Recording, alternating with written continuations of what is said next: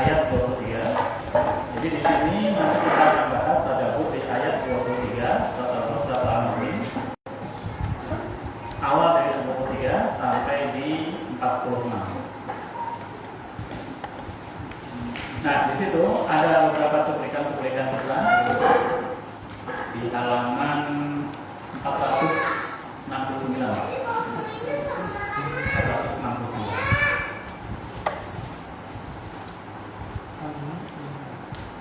Di halaman 469 itu dimulai di ayat 23 nanti sampai di ayat 46.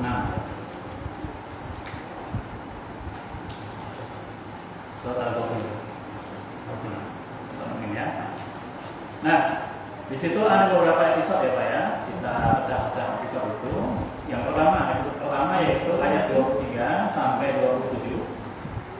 Itu ayat 23 sampai 27 itu adalah keterangan tentang datangnya Musa alaihissalam kepada 3 tagut. Ya, ada terjemahnya yang lebih enak ini. Al-Mu'min, Ghafir atau Al-Mu'min 469. Halaman 469. Kalau yang ini 469. Di sini daripada namanya 300. Ini cetakan Indonesia ya. Ayat 23 ya. Ada Al-Mu'minun, ada Al-Mu'min. Al-Mu'min. Kalau Al-Mu'min sama dengan Ghafir. Itu ada 2 nama. Kalau nggak ada Ghafir, Al-Mu'min. Surat yang ke-40. Ya, surat ke-40. Sudah Pak ya? Kita mulai. Kalau yang diterjemah ini di halaman 469. Nah, di ayat 23 sampai 27 itu Allah Subhanahu wa taala mengisahkan, dan kisah dari Allah itu kan pasti benar terjadi di masa lampau.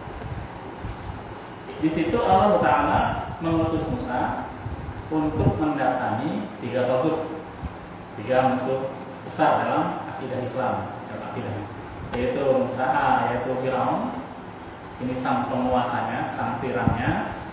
Kemudian Haman itu penasehat atau perdana menterinya, dan yang ketiga Qarun atau miliunernya, backup ekonominya. Jadi Firaun didukung oleh Perdana Menteri Haman yang ahli dalam bidang militer dan bangunan, dan didukung di backup sepenuhnya oleh kekuatan finansial yang luar biasa dari seorang Qarun. Ini lengkap nih Pak. Nah, ini didatangi Musa. Ayat 23 sampai 27.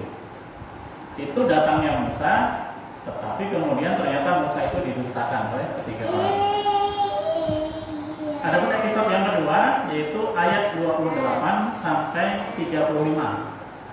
Itu ternyata ada dari keluarga Firaun yang berani menampakkan pembelaannya kepada Musa.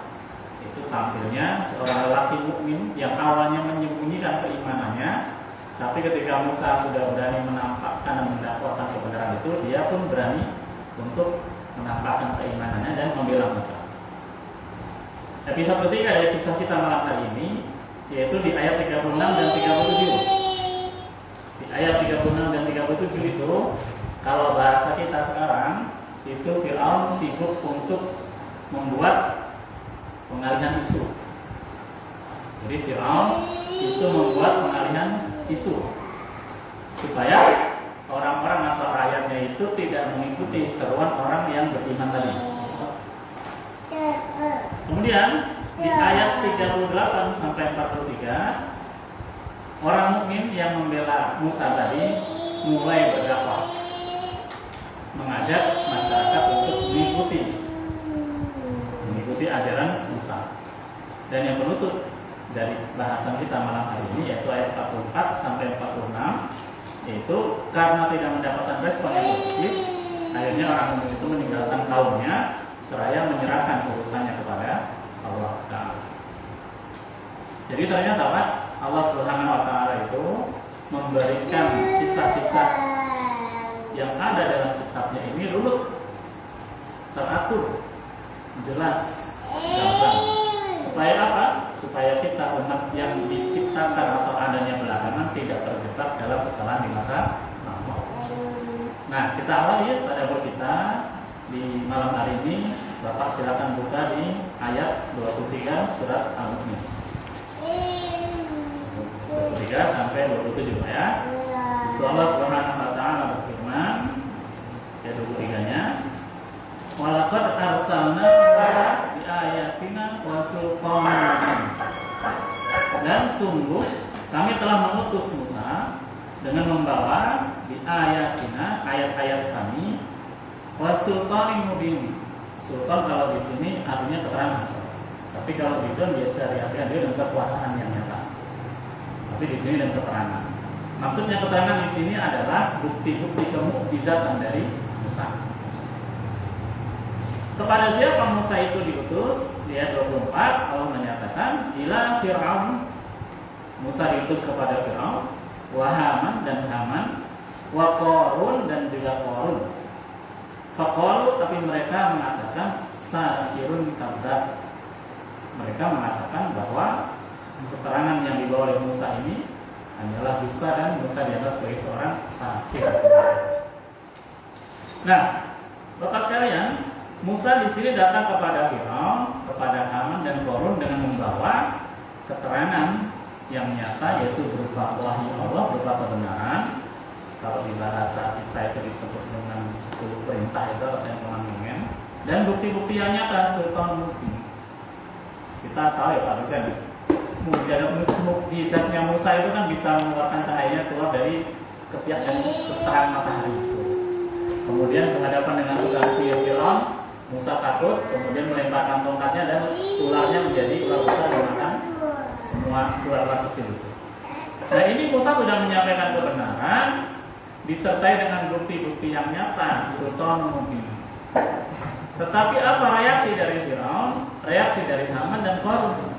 Mereka hanya mengatakan faqalu sahirun kadzdzab. Dianggap sebagai tukang sihir Musa itu. Dianggap sebagai tukang sihir dan dianggap sebagai pendusta, pembual. Nah, kalau ini kita hubungkan pada masa Rasulullah SAW, bukankah Rasulullah SAW ketika menyampaikan dakwah Islam juga dianggap sebagai seorang yang ahli sihir? Bukankah Rasulullah juga dianggap sebagai orang yang berdusta? Sama persis.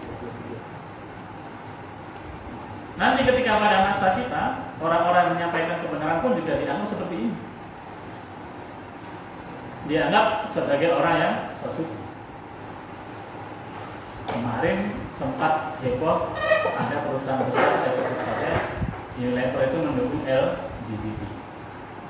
Ketika kita mengenal LGBT, kita dikatakan sebagai orang-orang yang sesuci, agamis. Ini persis sama kejadiannya ketika pada zaman Nabi Lut menolak Lut dan kaumnya mengatakan Lut itu orang yang sesuci.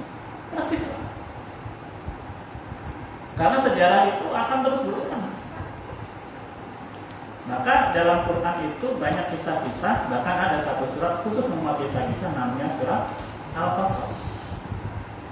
Semuanya diungkapkan oleh Allah Subhanahu wa taala sebagai apa? Sebagai ibrah, sebagai ibrah, supaya kita tidak terjerumus dalam kesalahan yang sama. Yang dilakukan Firaun ini sama persis dengan yang dilakukan para pembesar-pembesar Quraisy pada Rasulullah Muhammad SAW.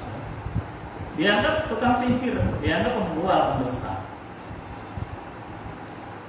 Nanti Pak di akhir zaman, ketika Imam Mahdi turun itu juga dia akan dianggap sebagai tukang sihir dan pendusta. Jika kita masih hidup pada zaman itu, nanti kita akan diuji keimanan kita. Apakah kita yakin bahwa itu Imam Mahdi yang akan memimpin kita, atau malah kita ingkar kepadanya. Musa ini sudah membawa bukti nyata, sudah membawa mukjizat, tetapi ternyata masih dianggap sebagai sahirun kadzdzab.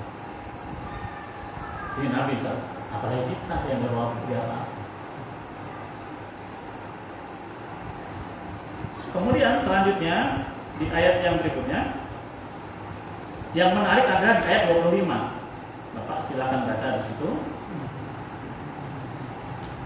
Di situ yang menarik adalah ketika Musa datang kepada mereka membawa kebenaran dari kami, dari Allah.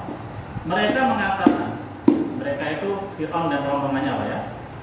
Bunuhlah anak-anak laki-laki dari orang-orang yang beriman bersama dia, bersama Musa, dan biarkan hidup perempuan-perempuan mereka.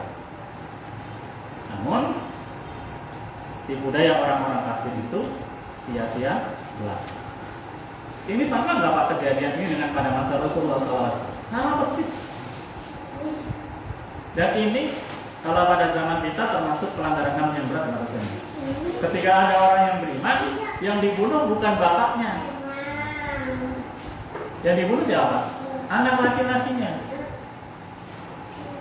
Ini menunjukkan pada masa lampau ternyata karena sesuatu yang hasad, sesuatu yang rusak, sesuatu yang kotor itu bisa menimbulkan kebenisan yang luar biasa. Ini pada masa prasejarah misalnya. Tapi sudah ada ajakan untuk membunuh anak-anak yang otomatis anak-anak itu tidak berdaya apa.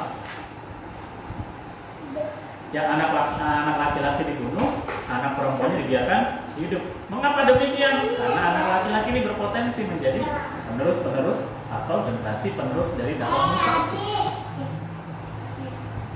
Maka bahasa kita sekarang Pak, itu bunuh yang laki-laki itu. Yang laki-laki ini.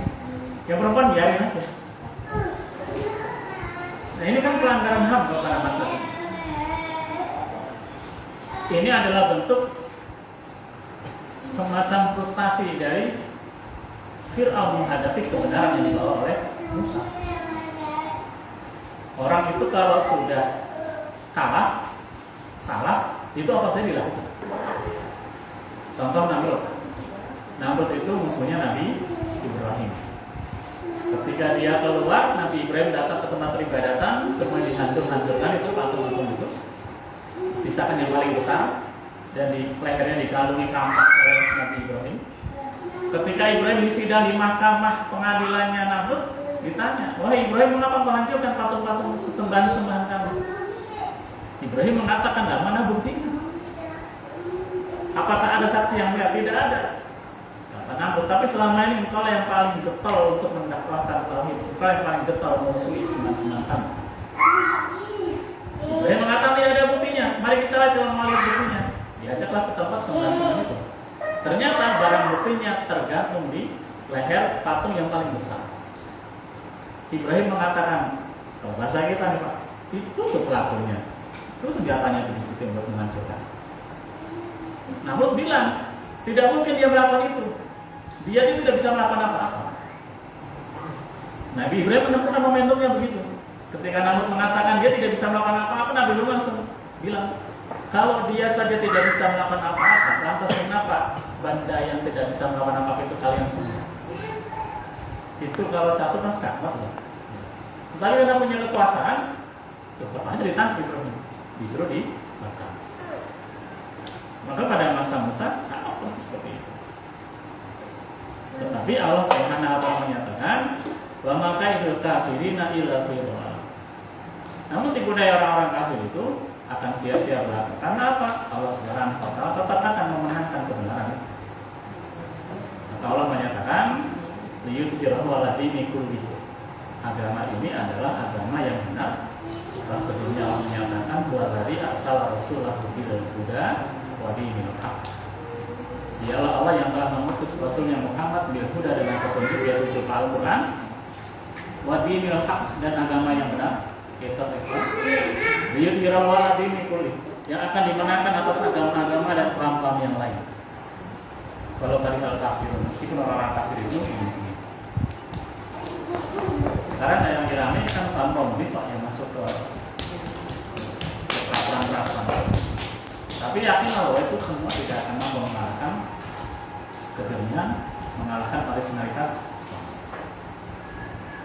Nah kita lanjutkan di ayat 26, Bapak silakan disimak, dilihat di situ. Setelah Fir'aun tadi memerintahkan untuk membunuh anak laki-lakinya, maka Fir'aun masih memerintahkan, masih mengeluarkan maklumat. Wa qala Fir'aun daruni aqtul Musa wal yad'u rabbah inni akhafu ayyubaddila dinahum aw ayyudhira fil ardi fasad.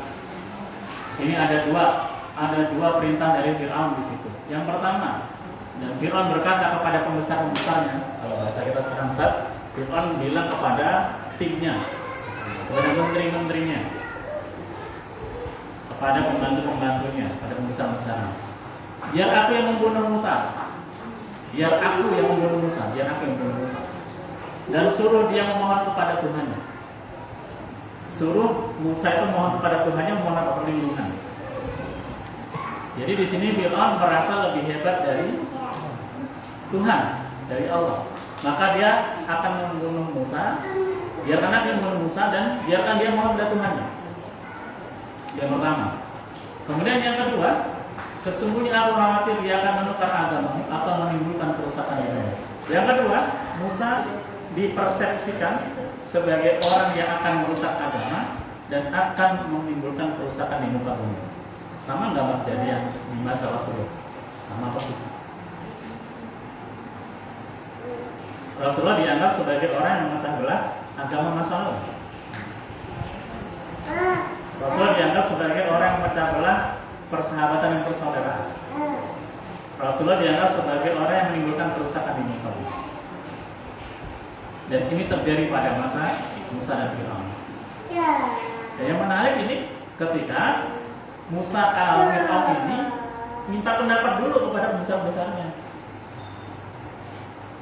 Biarkan aku membunuh Musa. Bilang dulu, seolah-olah minta izin kepada pembesar-pembesarnya. Ini kalau aku bunuh gimana? Jadi seolah-olah seperti menawarkan opsi, seorang demokrat menawarkan opsi, tetapi ujung-ujungnya dia akan arogan, akan hilang. Biarkan aku membunuh Musa dan suruh dia mohon kepada Tuhannya. Udah suruh dia Musa itu berlindung kepada Tuhannya. Padahal Tuhannya Musa sama dengan Tuhannya Fir'aun. Dan yang kedua, sesungguhnya aku khawatir dia akan merusak atau menukar agamamu atau menimbulkan kerusakan di dunia.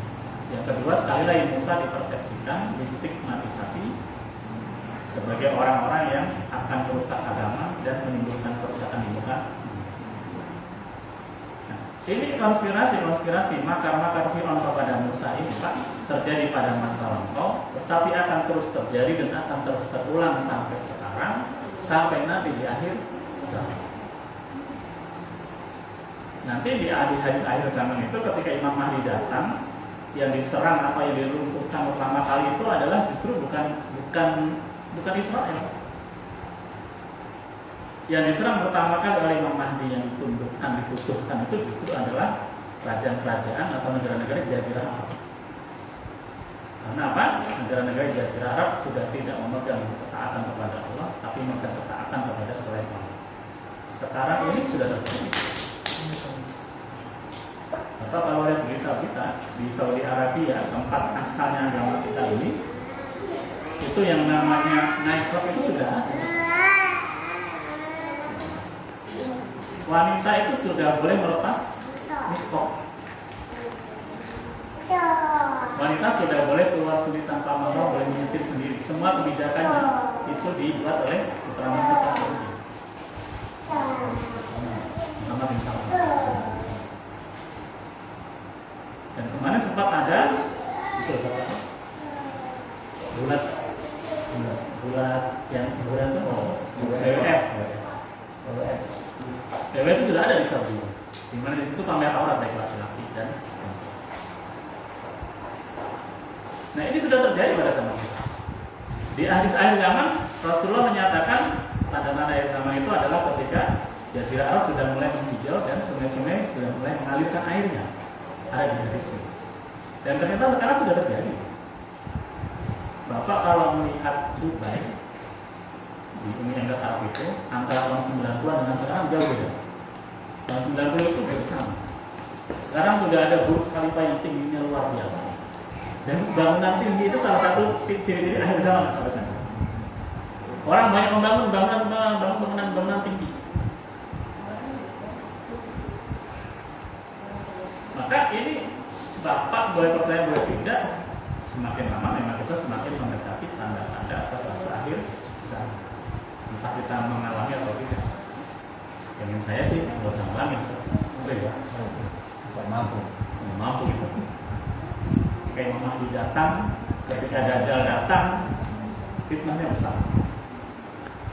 Maka kata Nabi membaca surat Al-Kahfi ayat 1-10 di malam Jumat atau di hari Jumat itu melindungi fitnah Dajjal.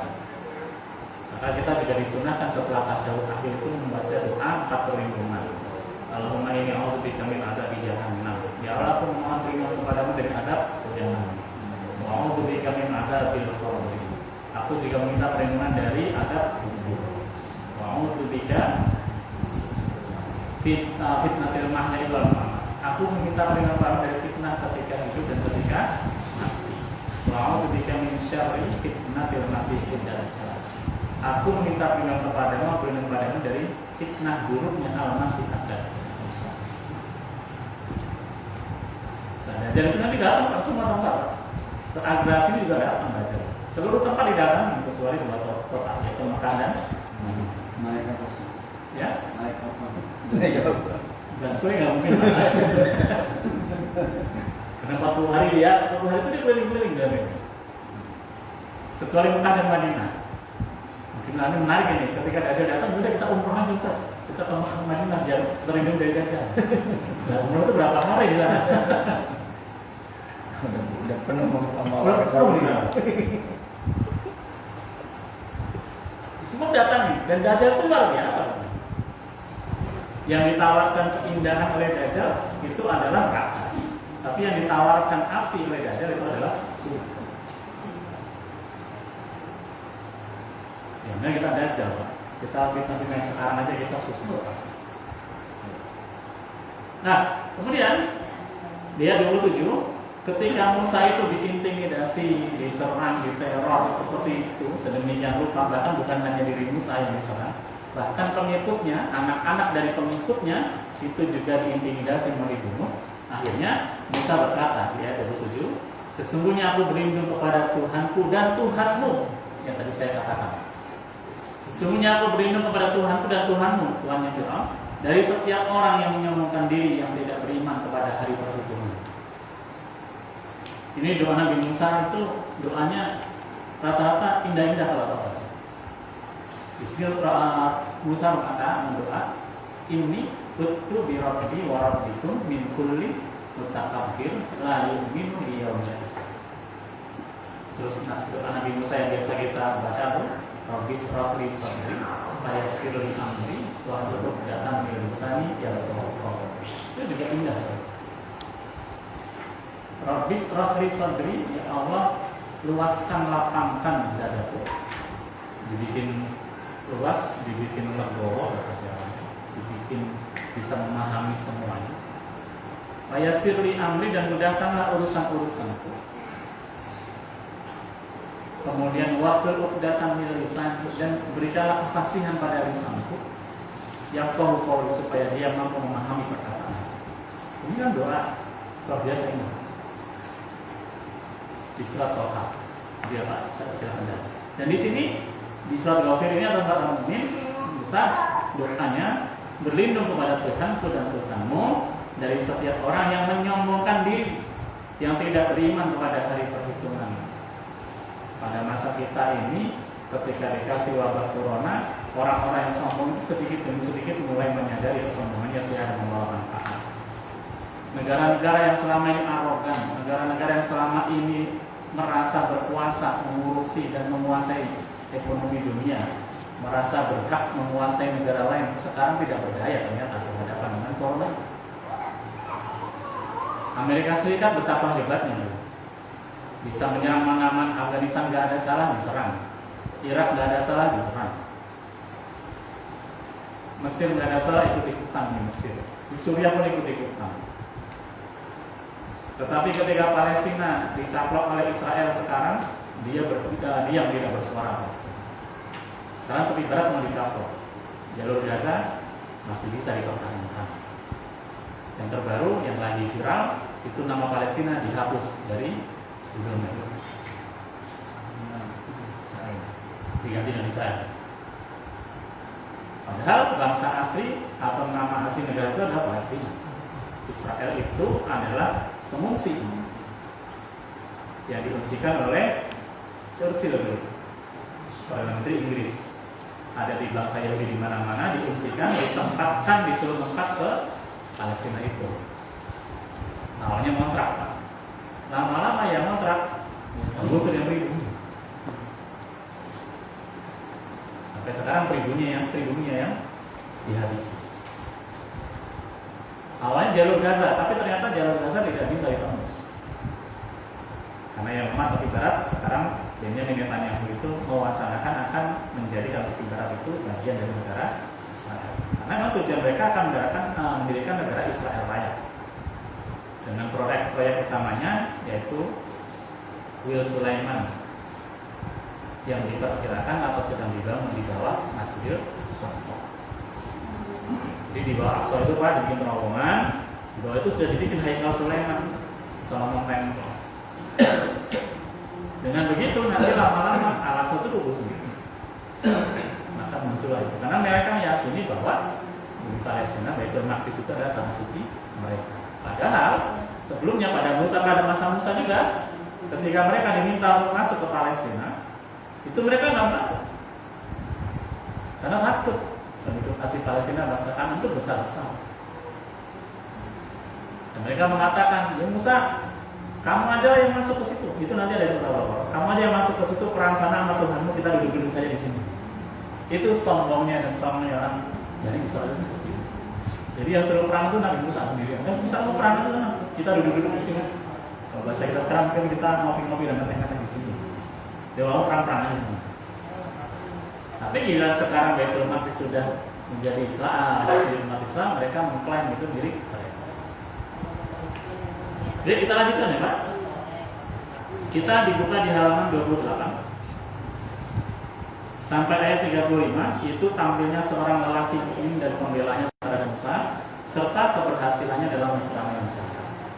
Setelah Musa diintimidasi, diteror dengan sedemikian rupa, tapi ternyata yang menarik adalah ada yang membela Fir'aun bukan dari bangsa, ada yang membela Musa bukan dari kelompoknya Musa, tapi justru dari internal Fir'aun sendiri. Maka di situ Allah Ta'ala menyatakan di ayat 28 itu Pak, wa qala rajulun mu'min, dan berkatalah seorang atau laki-laki yang beriman di antara min ali Fir'aun, di antara keluarga Fir'aun,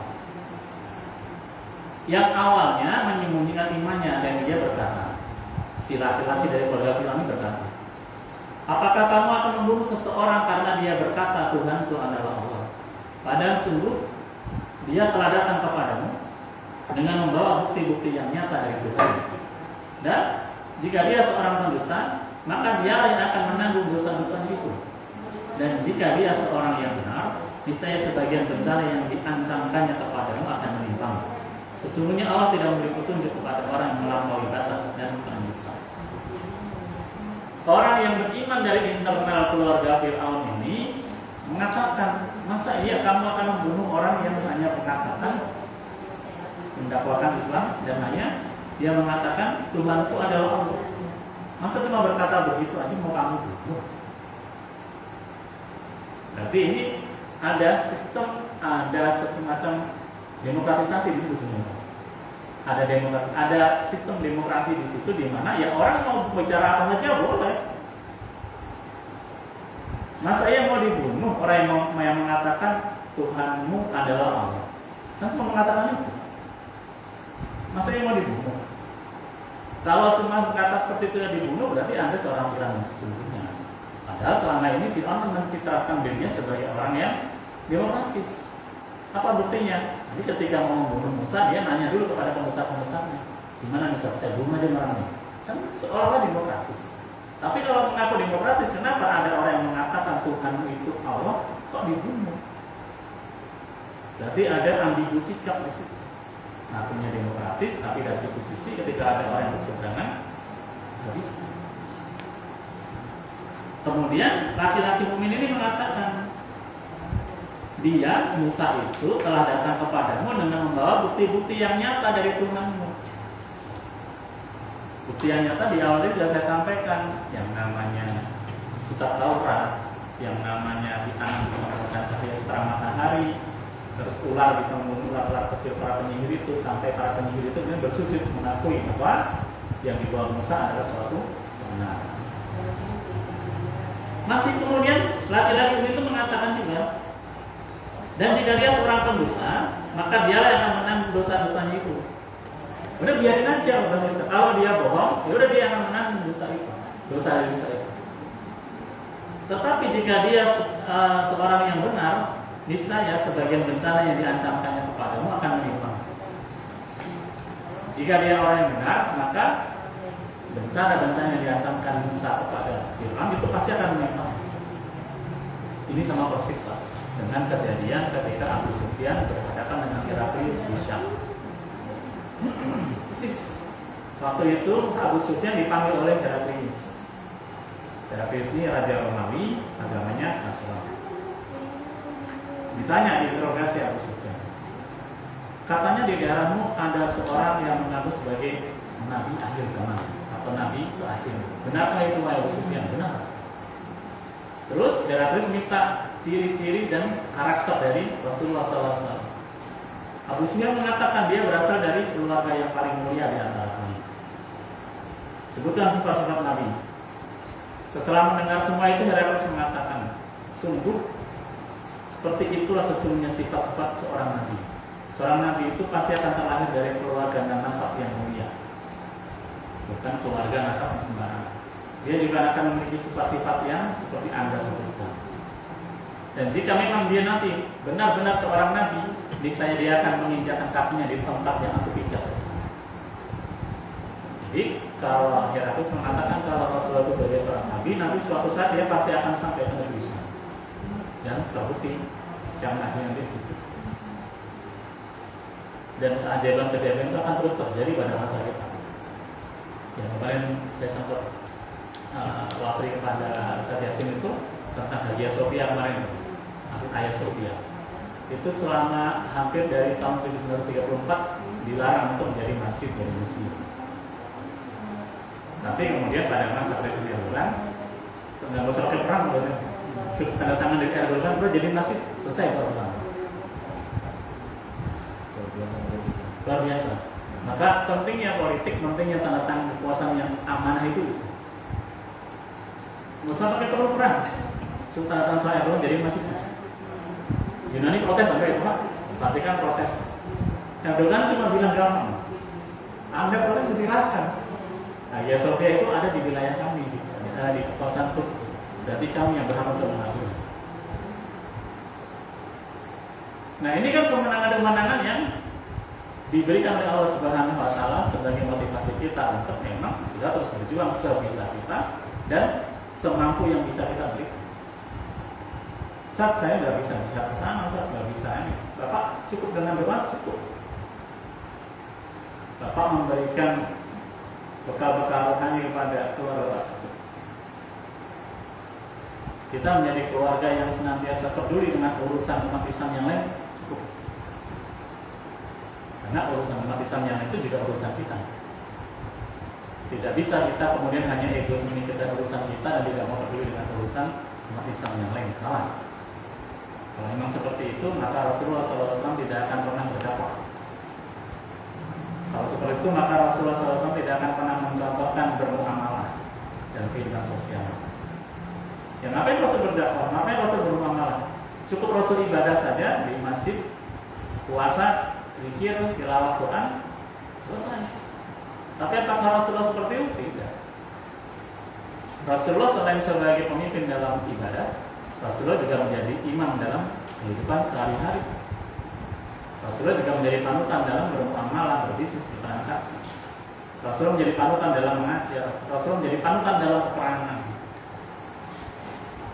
Seluruh aspek kehidupan Rasulullah menjadi panutan. Maka Allah menyatakan, laqad kana lakum fi Rasulillahi uswatun hasanah. Sungguh telah ada pada diri Rasulullah itu uswatun hasanah, suri teladan yang baik. Semuanya kebaikan dari Rasulullah. Nah, kembali Pak ke sini.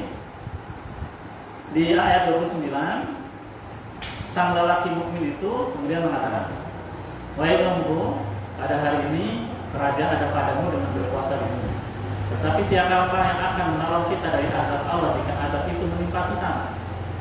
Si lelaki mukmin itu sudah mengingatkan kepada rakyat Mesir saat itu, Saat ini memang kekuasaan ada pada kita.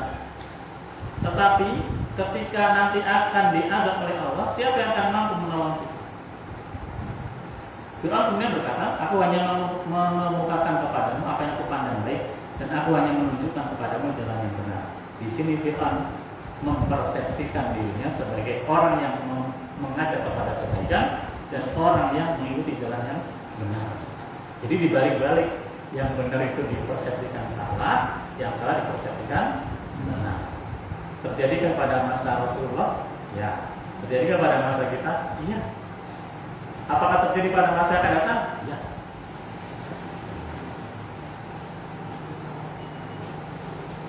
Islam datang dalam keadaan asing kata Nabi. Nanti kembali juga dalam keadaan asing. Islam datang dulu pada keadaan asing ketika ada peradaban besar Romawi di sebelah barat dan Persia di sebelah timur. Romawi dengan Nasrani, Persia dengan Majusi. Yang satu agama Samawi, yang satu komunis, ateis. Majusi itu tidak hafid. Nah, ketika nanti terjadi perang antara Romawi dengan Persia, Rasulullah mendoakan kemenangan untuk Romawi, karena Romawi masih memeluk agama Samawi. Qadarullah takdir Allah yang dibutuhkan yang tunduk pertama kali adalah kerajaan musyrik yang ateis ini. Dan siap takut pertama kali pada masa Khalifah Umar bin Khattab. Hancur leburan satu. Tak lama kemudian Romawi menyusul. Romawi Latin itu sebenarnya hancur karena internal. Ada Kaisar Konstantin di situ memindahkan kekuasaan dari yang bermula asal atau kekuasaan di Roma dipindahkan ke Bizantium. Nah, sekarang di Istanbul Turki. Akan nanti dikenal dengan Kerajaan Romawi Timur. Tapi nanti ini juga runtuh juga oleh Sultan Muhammad Al-Fatih pada masa dinasti atau Khalifah Utsmani. Jadi ada yang mengajarkan yang musuh dulu ada isu, setelah itu yang sama. Nah, kita waktu kecil sih seumuran saya mungkin Pak. Pada masa kita dulu kan ada negara komunis yang besar, namanya Uni Soviet. Pada seumuran saya pasti tahu. Dulu waktu Piala Dunia itu tim bolanya hebat banget Uni Soviet. Ya saya ingat waktu kecil itu pemimpinnya Mikhail Gorbachev. Karena masih muda-muda kalau. Saya itu Pak.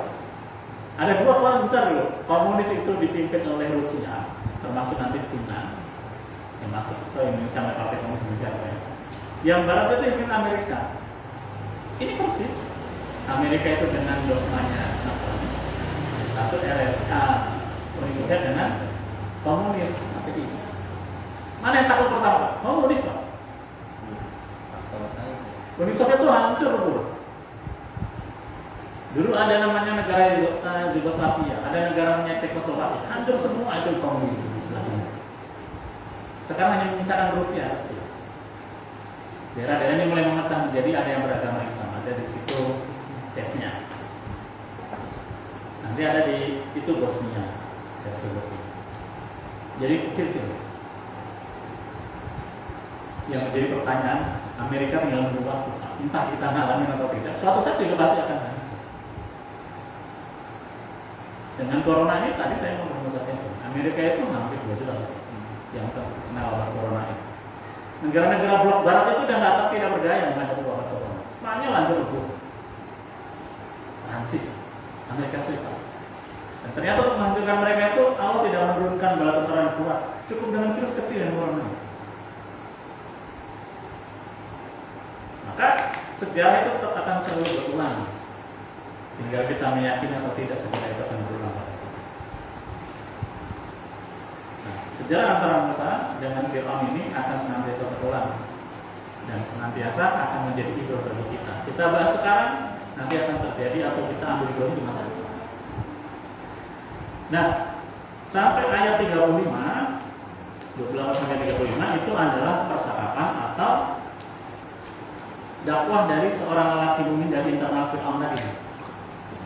Maka dia 30, orang-orang beriman yang orang beriman dari keluarga internal Fir'aun itu mengatakan, wahai kaumku, sesungguhnya aku khawatir kamu akan ditimpa bencana seperti hari kehancuran golongan yang bersekutu, yakni seperti kebiasaan kaum Nuh, Ad, Samud dan orang-orang yang datang setelah mereka. Padahal Allah tidak menghendaki kezaliman terhadap hamba-hamba. Ini dakwahnya orang beriman itu ya. Dan wahai kaumku, sesungguhnya aku benar-benar khawatir terhadapmu akan siksaan hari saling memanggil, yaitu pada hari ketika kamu berpaling ke belakang atau berpaling melari, tidak ada seorang pun yang mampu menyelamatkan kamu dari azab Allah. Dan barang siapa dibiarkan sesat oleh Allah, niscaya tidak ada sesuatu pun yang mampu memberikan. Di sampai ayat 35, orang mukmin ini mendakwahkan kebenaran yang dibawa oleh Musa alaihissalam. Nah, ini berarti menarik, Pak. Yang dakwah Musa ditolak, tapi sekarang yang mendakwahkan itu justru dari internal keluarga Fir'aun. Nah, kelabakan Fir'aun. Nanti karena saking kelabakannya, Fir'aun maka kemudian memerintahkan makhluk-makhluk yang lebih penting lagi, yang mungkin akan kita bahas di pertemuan yang akan datang. Karena udah malam saat. Ini cukup sekian Pak ya, poin dari saya. Nanti akan kita lanjutkan dengan pertanyaan-pertanyaan. Jika ada pertanyaan yang akan ditanyakan, waktu dan tempat saya persilakan. Dari saya cukup sekian. Assalamualaikum warahmatullahi wabarakatuh. Waalaikumsalam.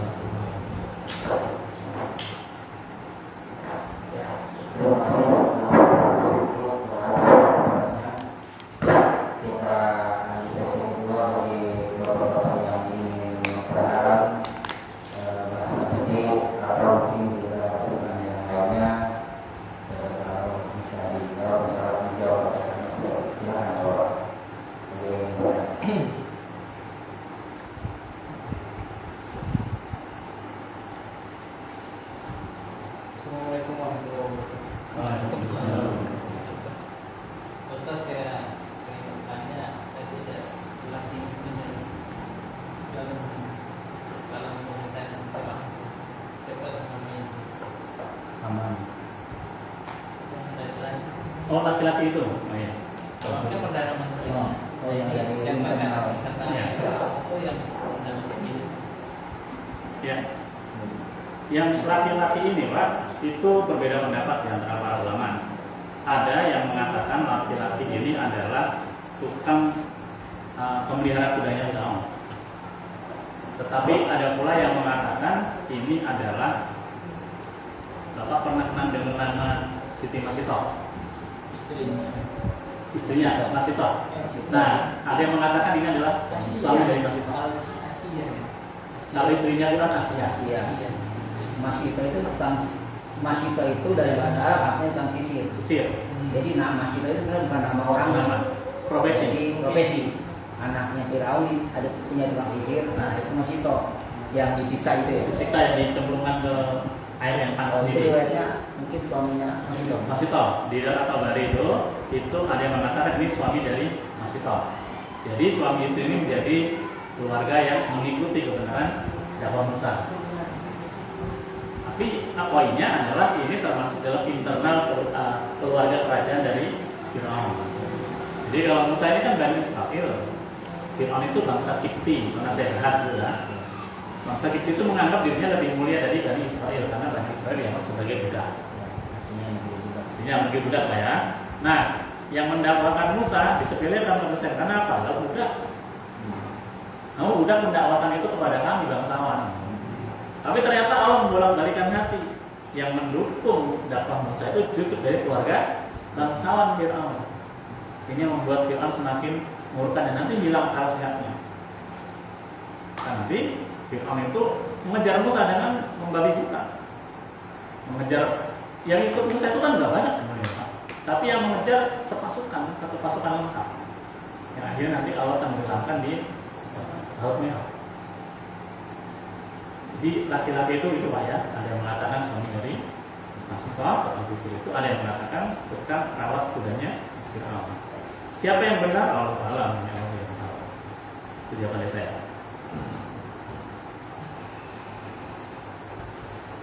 Sekarang ada lagi Pak? Kalau nggak ada udah paham semua ya. Waalaikumsalam. Ayat pertama yang bisa sampaikan kaji tentang 3 orang tadi, 3 orang jadi simbol tirani penguasa. Firaun kita banyak yang tahu bahwa kebinasaan dia kan ditenggelamkan Allah. Kemudian Korun juga sama ditenggelamkan. Nah ini Haman gimana ceritanya? Gimana Subhan? Gimana kematian sosok Haman itu? Ya. Kedua, istri Fir'aun sendiri yaitu Asia. Apakah beliau memang dari bangsa Kipti atau dari Israel sendiri? Walaupun dari bangsa Kipti, proses beliau beriman itu apakah setelah diutusnya Nabi Musa di dalam istana Fir'aun itu atau bagaimana? Baik, terima kasih Pak. Yang menarik tentang Haman, kalau secara riwayat sejarah memang tidak pernah ada proses kematian Haman ini. Saya sih belum menemukan data kalau saya. Kalau Fir'aun sudah sangat terkenal yaitu tenggelam. Kalau Qarun juga ditenggelamkan bersama harta-hartanya. Tapi memang sosok Haman ini tidak pernah disebutkan oleh Al-Quran ataupun di hadis. Tapi karena memang Haman ini jarang disebut sebenarnya Pak. Yang paling disebut itu adalah Fir'aun. Qarun itu juga kadang sering disebut, tapi tidak sebanyak Fir'aun. Jadi ibaratnya adalah Fir'aun ini prototipe Tauhid yang paling sempurna.